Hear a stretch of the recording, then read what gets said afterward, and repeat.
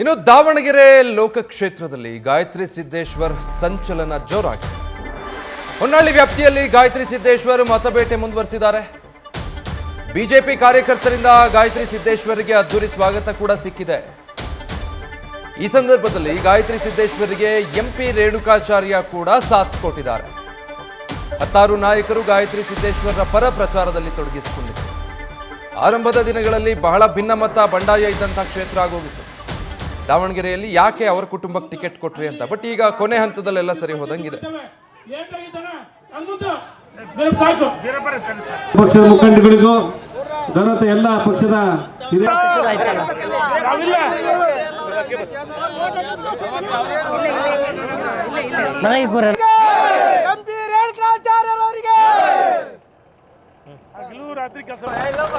ಅದೇ ರೀತಿಯಾಗಿ ಮಾಜಿ ಶಾಸಕರು, ಅಭಿವೃದ್ಧಿ ಅಧಿಕಾರರು, ನಮ್ಮ ವಾಜಪೇಯಿ ಇರು ಸಮಾಧಾನ ಇರು.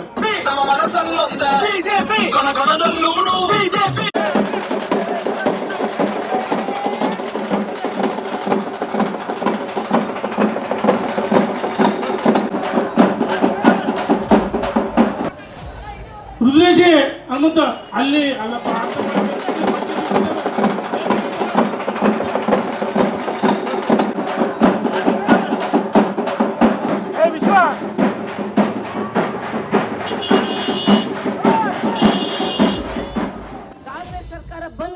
ಎಲ್ಲ ಕೆಲಸಗಳು ನೆಲಗುದ್ದಿಗೆ ಬಿದ್ದಾವೆ. ಯಾವ ನೆಲಗುದಿ ಬಿದ್ದಿರೋ ಒಂದು ಕೆಲಸಗಳು ಮುಂದಾಗಿಲ್ಲ. ಯಾಕೆಂದ್ರೆ ಅಮೌಂಟ್ ಹಂಗೆ ಇದ್ದು ಆ ಕೆಲಸಗಳಾಗ್ತಾ ಇಲ್ಲ. ಅಂದರೆ ಮಂದಗತಿಯಲ್ಲಿ ಸಾಗ್ತಾ ಇದೆ.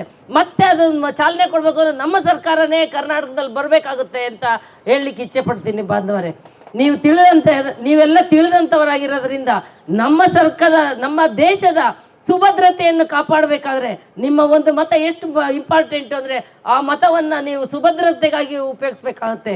ನೀವು ನಿಮ್ಮದೊಂದು ಮತ ದೇಶದ ಸುಭದ್ರತೆಗಾಗಿ, ನಿಮ್ಮದೊಂದು ಮತ ವಿಕಸಿತ ಭಾರತಕ್ಕಾಗಿ, ನಿಮ್ಮದೊಂದು ಮತ ಮಹಿಳೆಯರ ಸ್ವಾವಲಂಬನಕ್ಕಾಗಿ, ನಿಮ್ಮದೊಂದು ಮತ ಮಹಿಳೆಯರ ರಕ್ಷಣೆಗಾಗಿ, ನಿಮ್ಮದೊಂದು ಮತ ಮಕ್ಕಳ ಭವಿಷ್ಯಕ್ಕಾಗಿ, ನಿಮ್ಮದೊಂದು ಮತ ಉನ್ನತ ಒಳ್ಳೆಯ ನಾಯಕನನ್ನು ಆರಿಸ್ಲಿಕ್ಕಾಗಿ ಅಂತೇಳಿ ನಿಮ್ಮ ಮತವನ್ನು ನಮ್ಮ ಕಮಲದ ಗುರುತಿಗೆ, ನನ್ನ ಗುರುತು ಕಮಲದ ಗುರುತು, ಮೋದಿಜಿ ಅವರ ಗುರುತು ಕಮಲದ ಗುರುತು, ಆ ಕಮಲದ ಗುರುತಿಗೆ ತಮ್ಮ ಮತವನ್ನು ಕೊಟ್ಟು ಅವರನ್ನು ಮತ್ತೊಮ್ಮೆ ಅವರಿಗೆ ಅವಕಾಶ ಮಾಡಿಕೊಡ್ಬೇಕಾಗತ್ತೆ.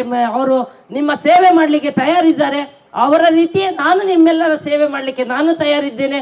ತಮ್ಮೆಲ್ಲರ ಮತವನ್ನು ನನಗೆ ಕೊಟ್ಟು ನನ್ನನ್ನು ಜಯಶೀಲರನ್ನಾಗಿ ಮಾಡಬೇಕು ಅಂತ ಕೇಳ್ತೀವಿ. ತಾವು ಕೊಡೋದಲ್ಲದೆ ಅಕ್ಕಪಕ್ಕದ ಊರಿನಲ್ಲಿ ಆಗಲಿ, ಬಂಧು ಬಾಂಧವರೇ ಆಗಲಿ, ಅಕ್ಕ ತಂಗಿಯರು ಎಲ್ಲರಿಗೂ ಹೇಳಿ ಹೆಚ್ಚೆಚ್ಚು ಮತಗಳನ್ನು ಕೊಡಿಸ್ಲಿಕ್ಕೆ ತಾವೆಲ್ಲ ಕಾರಣೀಭೂತರಾಗ್ರಿ. ಯಾಕೆಂದರೆ ನಿಮ್ಮ ಒಂದು ಮತ ಕೊಟ್ಟಿರೋದ್ರಿಂದ ಒಳ್ಳೆ ನಾಯಕನ ಆರಿಸಿದ್ದೀನಿ. ನನ್ನ ದೇಶದ ಒಮ್ಮತದಿಂದ ಆರಿಸಿರೋ ನಾಯಕ ಯಾರು ಅಂದರೆ ಮೋದಿಜಿ ಅಂತ ಹೇಳ್ಕೊಳಕ್ಕೆ ಎದೆ ತಟ್ಟಿ ತಾವು ಹೇಳ್ಕೋಬಹುದು.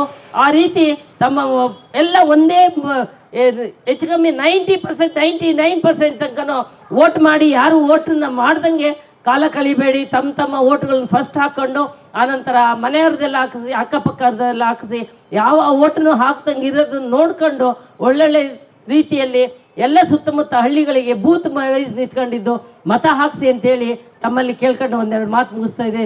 ಜೈ ಭಾರತ್ ಮಾತೆ. ನ್ಯೂಸ್ ಫಸ್ಟ್, ನಿರ್ಭೀತಿಯಿಂದ ನಿಮ್ಮ ಪರವಾಗಿ.